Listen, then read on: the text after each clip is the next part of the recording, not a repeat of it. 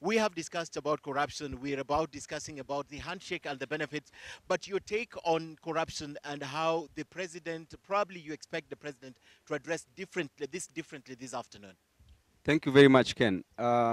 As Babu, if I were the president of this nation, today I would have made radical changes.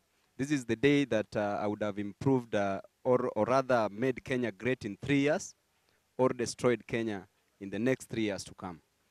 We see corruption is being fought, but it's not genuinely being fought, according to me. The other day we saw a governor being given 100 million cash bail and 150 million an alternative bond, which to me did not make sense. Judiciary has to be sober, because if we are fighting case against corruption, we must be very genuine. Let there not be just prosecution alone. Let there be convictions. We want a case, just one case, to be done to completion. Let Kenyans see that at least one case has been completed and this person has been convicted. We just don't want PRs to get headlines just for the to act as smoke screens and hoodwinking Kenyans in the name of fighting corruption. If I were the president, I would not let the judiciary do what I can do. I would sack, first of all today, I would sack all the cabinet secretaries who are perceived to be corrupt and replace them with other competent Kenyans of high integrity. Thank you. If I were the president of this nation, today I would have made radical changes. This is the day that I would have improved or rather made Kenya great in 3 years or destroyed Kenya in the next 3 years to come. We see corruption is being fought, but it's not genuinely being fought, according to me.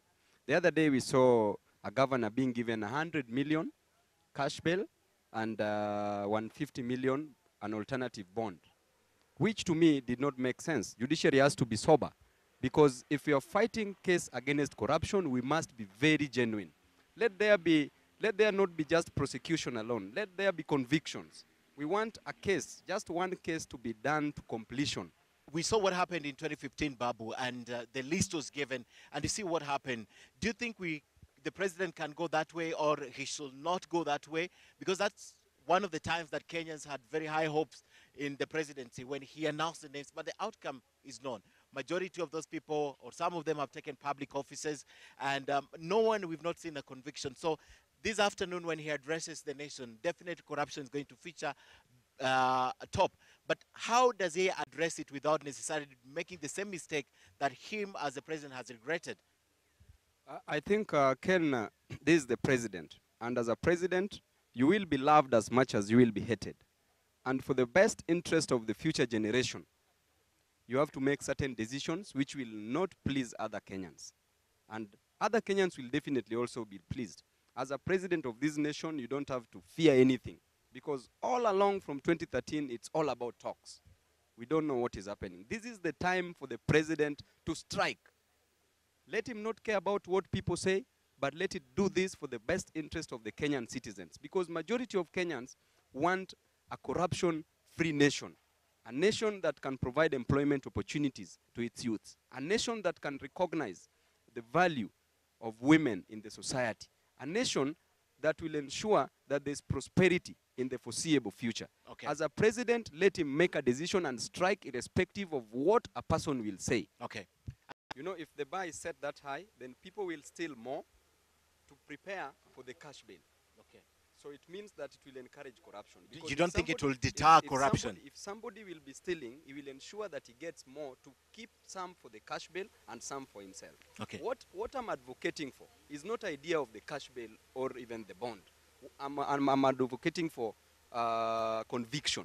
Let there be convictions. That's when we will believe that somebody that genuinely corruption is being fought. Such institutions like the DCI, the DPP, so far they are doing a good job. There's some genuineness in them. They are doing a good job. But some people in high offices are taking advantage of this. Okay.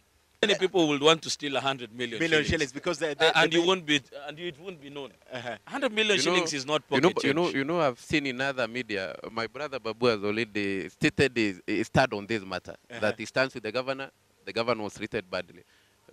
But I think it's that time the bar is set so high. You know, people may construe this to mean that Babu is supporting corruption. I'm not supporting corruption.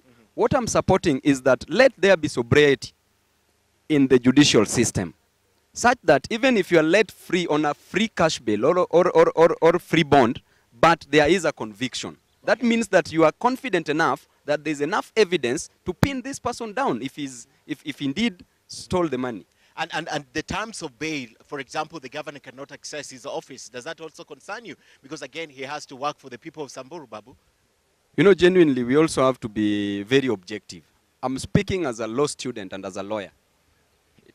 You know, everybody is innocent till proven guilty.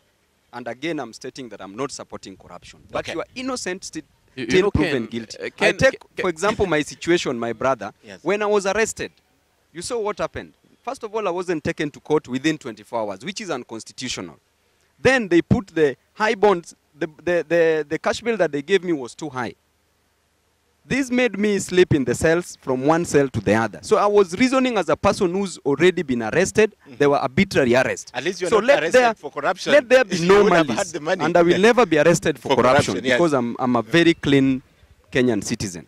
I realize that he's the president of the Republic of Kenya. The only threat that the president had was Raila Amolo Odinga, who accepted to work with him through the handshake. Let him know that he's the president. Number one, let him deal with corruption decisively. We want convictions. Let him suspend or fire certain cabinet secretaries today. Number two, let the president deal with the matters and employment of the youth. Number three, let the president deal with healthcare. During Kibaki's time, he's remembered for having brought free education. Let him be remembered for people having free medical healthcare.